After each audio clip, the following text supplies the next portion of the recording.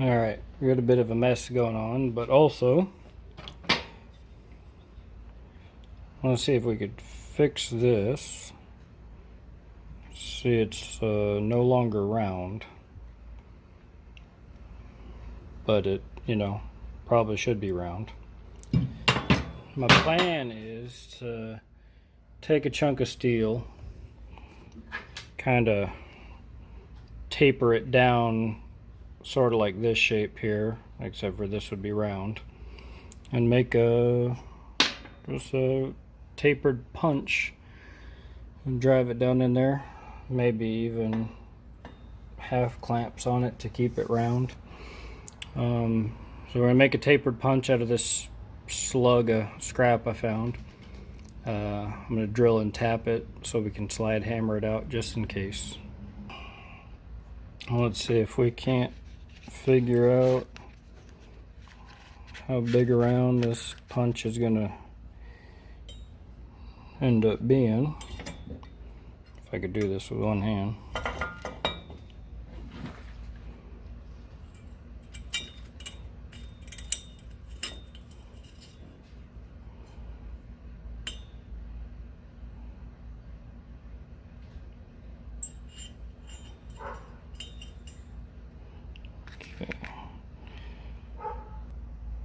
Okay, it looks less than an inch, so we should be able to do it with the mic here.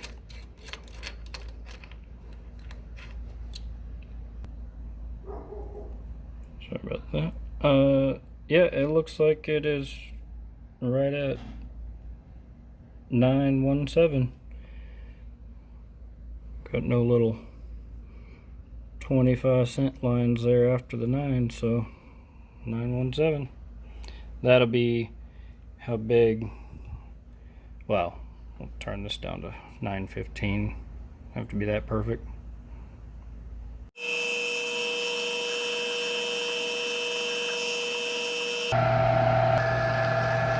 Have the feed on, but that is a pretty slow feed. Got it down at a pretty low RPM. Yeah, it's just the actual lathe RPM I got down. There's the lead screw spinning faster on this side. Suppose I won't bore you with that.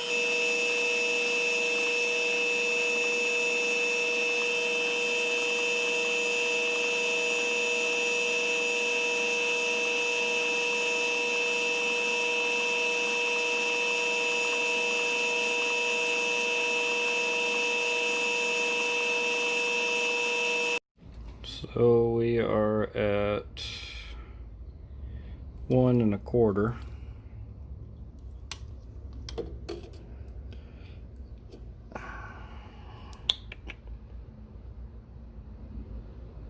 This lens is really bad.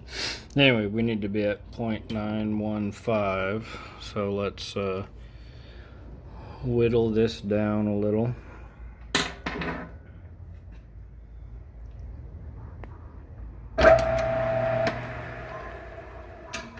Let's true this up a little.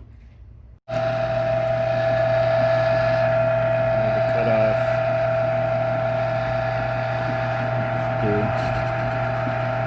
We'll cut off that 1/4 inch first.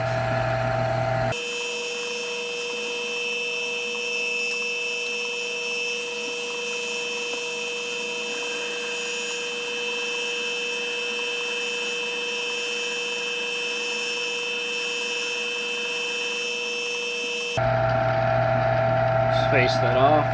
That looks really bad on the camera.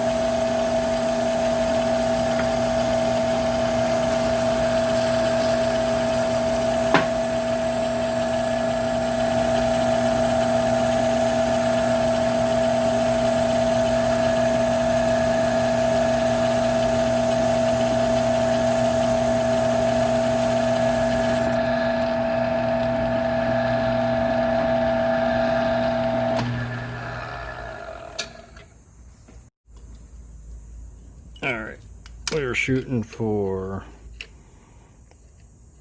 915. So we got pretty close. Now let's flip it around, do the other side. I don't really care about jaw marks on this thing, it's a punch. Alright, let's put this taper in, give us the punch effect here. Let's do 30 degrees. I don't know, see what that looks like.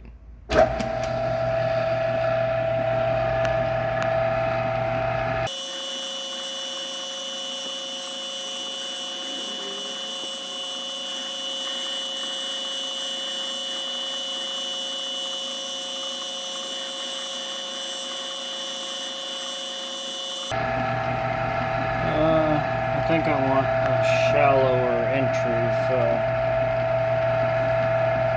maybe let's do like a 20 or 25. Let's just change it up and still use this starting point here. We shallowed that up a little, but we're gonna run off the same diameter of the entry point. Let's see what happens.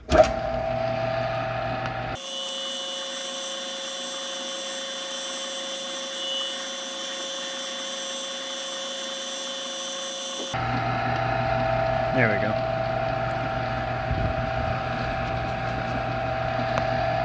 I don't know why, but that looks better.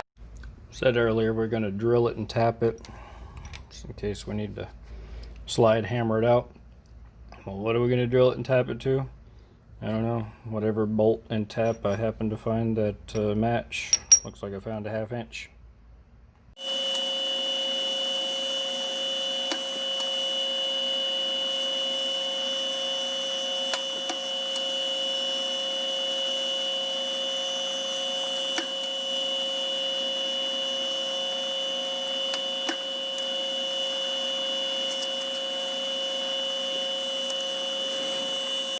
Okay, and then I just run a tap in the chuck, I drag the tailstock, and I spin the chuck by hand, and that's how I sometimes tap these holes if I'm not using the lathe as a threader, obviously. Okay, now that we got one hole threaded out of one, let's we're gonna be driving it down into the hole and then hopefully pulling it back up, so let's kind of bevel that just a little bit. That way if it tries to get stuck, we'll have some ability to come back out. I'm gonna be cutting it awfully close here just so I don't have to move anything. So I'll do this part sans phone, that way I don't accidentally hit something. There we are. Just enough to help it pop back out. I know what you're thinking. This is overkill for something that probably doesn't need it. Yeah.